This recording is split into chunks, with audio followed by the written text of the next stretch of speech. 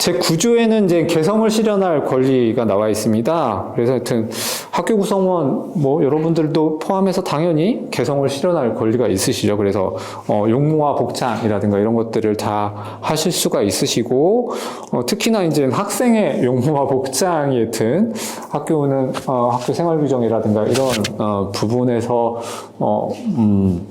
많이 저한테 민원도 제기되는 부분이기도 하고요. 뭐 학교에서도 좀 논란이 있는 그런 부분인 것 같습니다. 그리고 제10조 여기도 하여튼 굉장히 좀 논란이 많았었던 조례 제정 과정에서도 많이 논란이 했었던 그런 사안인데요. 사생활과 개인정보를 보호받을 권리입니다. 여기에는 대부분 이제 뭐 당연히 사생활과 개인정보를 보호받아야 되는데 선생님들 의견이 이제 5항에 들어가 있는 사항이 뭐냐면 보호자는 교육활동과 관련된 상담이 필요한 경우 교직원의 업무용 연락처를 이용하여 상담하되 긴급한 상황이 아닌 경우 학교 내 지정된 장소에서 근무 시간 중에 상담하여야 한다 이렇게 넣었거든요. 그래서 이걸 모르시는 교직원들이 많이 있으실 거예요. 이 문구를 잘 활용하셔서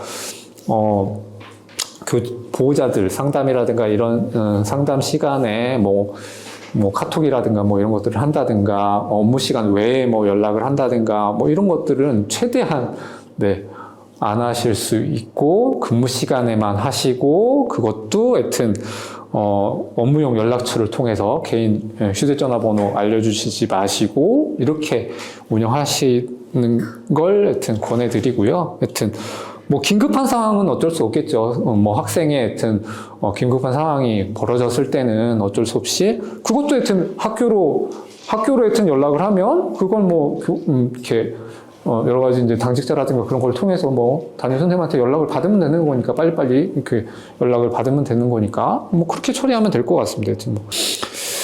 네, 그리고 6항에 보면 휴대전화 관련된 사안이 들어가 있습니다. 휴대전화 등 전자기기 소지. 학교의 장은 학생의 휴대전화 등 전자기기 소지 및 사용 자체를 금지하여서는 아니 된다. 다만 학생의 학습권이 침해되거나 교육활동이 방해되지 않도록 학교 구성원의 민주적인 의견 수렴을 거쳐 학생의 전자기기 사용 및 소지 범위를 정할 수 있다. 이렇게 되어 있습니다.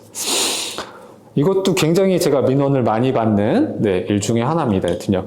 대부분의 학교에서는 휴대전화와 관련돼서 이제 수업 시간에만 하여튼 쓰지 못하도록 해서 대부분 하고 있는데요. 일반 학교라든가 그런 부분들은 그나마 많이 지켜지고 있는 것 같은데 기숙학교는 아니더라고요. 기숙학교는 제가 깜짝 놀란 게 뭐냐면 학생들 자체가 일부 학교입니다. 모든 또 기숙학교는 다 아니고요. 일부 기숙학교는 학생들이 이렇게 월요일날 딱 와서 토요일날 나가기 전까지 학교에 휴대전화를 자기가 반납하겠다고 하는 학생들이 대부분이더라고요. 절반이 넘는 60, 70% 학생이 자기는 휴대전화를 반납하겠다. 그렇게 하는 의견이 더 많더라고요. 근데 일부의 그 중에서 또 휴대전화를 사용하고 싶어 하는 그 학생이 있어서 이제 민원을 받아서 그 학교에 나갔었는데 하여튼 그런 상황이더라고요. 그래서, 제가 그렇게 조례에 의해서 이렇게 개정을 하셔야 된다. 그렇게 해서 이렇게 개정은 됐습니다. 하여튼요. 네, 계속 아직도 하여튼 논란이 계속 있는 그런 조항인 것 같습니다. 11조는 정보 접근권, 12조 정보 열람 및 공개 청구권, 이런 것들이 있습니다. 그런 거는 정보와 관련되어 있는 것들은 좀 넘어가도록 하고요. 13조가 이제 학교 폭력으로 보호받을 권리, 폭력으로부터 보호받을 권리. 14조가 이제 징계에 관한 적법 절차의 권리. 이 조항만 하여튼 여기에는 학생만 들어가 있습니다. 다른 조에는 전부 다 학교 구성원으로 표현이 되어 있는데요. 여기는 징계에 관한 적법 절차의 권리는 학생만 들어가 있습니다.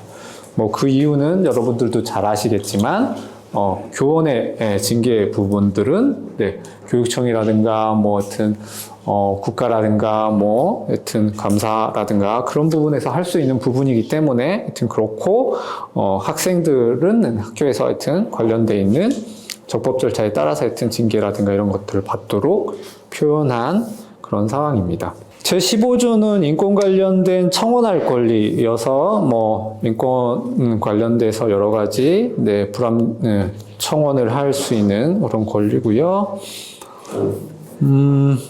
16조가 이제 학습에 대한 권리입니다. 여러 가지 이제 학습에 대한 권리인데 여기서 또 한 가지 한번 여쭤보도록 하겠습니다. 학생의 이제 학습권이 있고 여러분들은 교사의 이제 수업권이 있으시죠. 어디가 더 우월한 지위가 있을까요? 학생의 학습권이 더 우월한 지위가 있을까요? 교사의 수업권이 우월한 지위를 갖고 있을까요? 한번 학생의 학습권이 우월한 지위를 갖고 있을 것 같다. 한번 손 들어보시고. 교사의 수업권이 더 우월한 지위를 갖고 있다. 잘 모르시겠다. 네.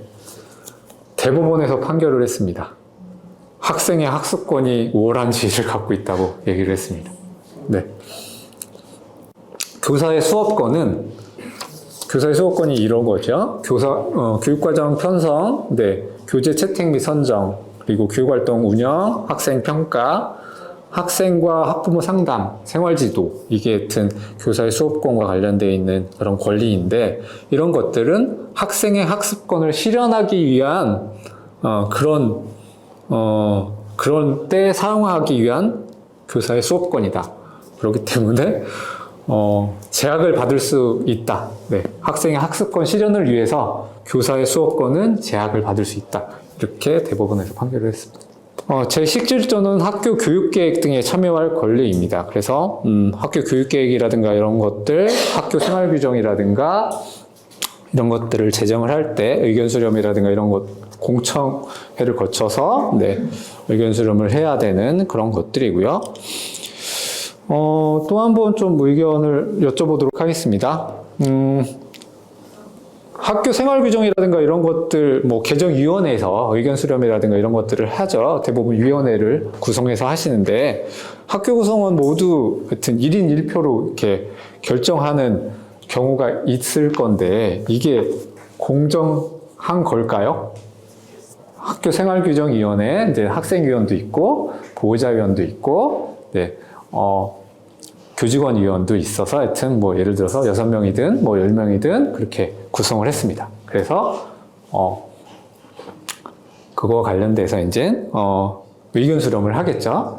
어떤 안을 개정 의견이라든가 이런 것들을 해서 1인 1표로 하여튼 결정을 하는 그런 의견에서 이게 이제 물론 모두 다 그렇다는 건 아니고요.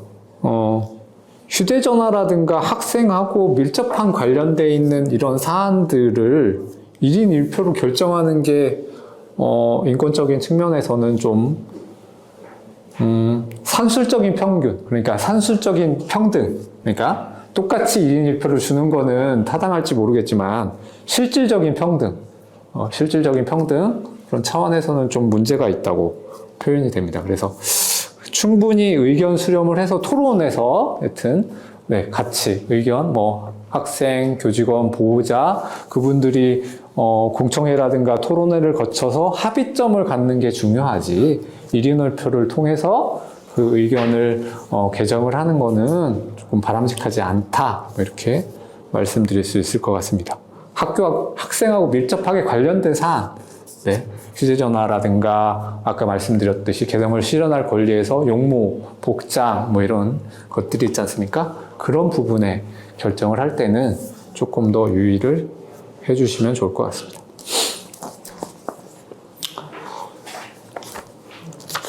그리고 또 논란이 됐었던 그런 것들이 교직원 사용 공간에 대해서 하여튼 교무실을 학생이 청소하는 거에 대해서 이제 국가인권위에서 인권침해로 좀 판정이 돼서 여러분들한테도 좀 그래서 이것도 굉장히 저도 뭐 전화도 많이 받고 막 그랬었거든요. 뭐, 이 부분에 대해서는 어떻게 생각하시나요? 하여튼 학교도 힘들기는 한 것 같더라고요. 뭐, 주된 역할들은 이런 것들입니다. 뭐, 교무실 청소를 시키는데, 뭐, 무작위적으로, 그리고 하여튼, 학생들에게 의무적으로 이렇게 배정해서 시키는 거는 안 된다. 뭐 이런 것들입니다. 그러니까 자기가 뭐 그 봉사활동 점수를 주거나 자기가 원해서 네, 교무실 청소를 시키거나 뭐 이런 것들은 뭐, 교육적인 측면에서 타당할 것 같은데, 이걸 뭐 하여튼, 반별로 막 돌아가면서 네, 학생을 지정해서 뭐 하여튼 예전에는 그렇게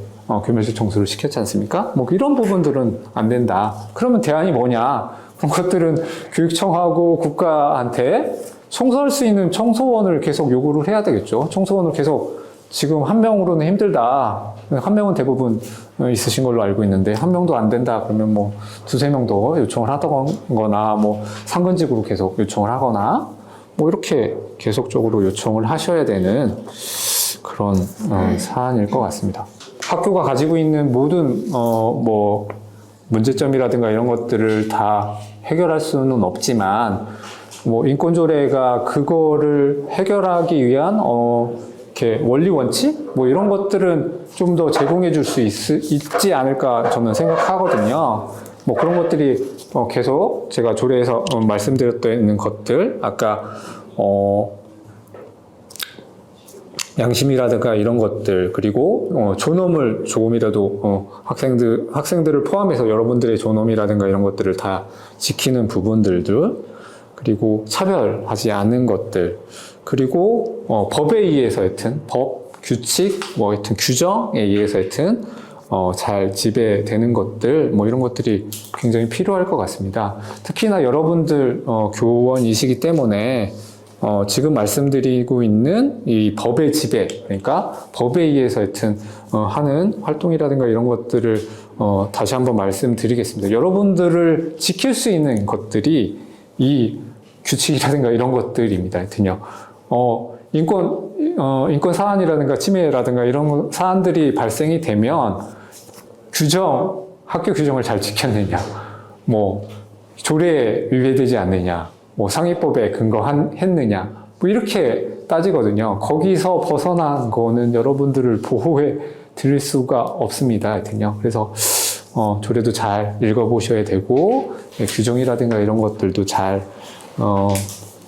탐독하셔서 여러분들의 인권도 잘 지키시고 네, 학교 구성원, 학생 보호자, 교직원의 하여튼 인권을 잘 지키는 그런 교육청인 그리고 그런 학교가 됐으면 좋겠습니다. 네, 뭐 질문 없으시면 네, 강의 마치도록 하겠습니다.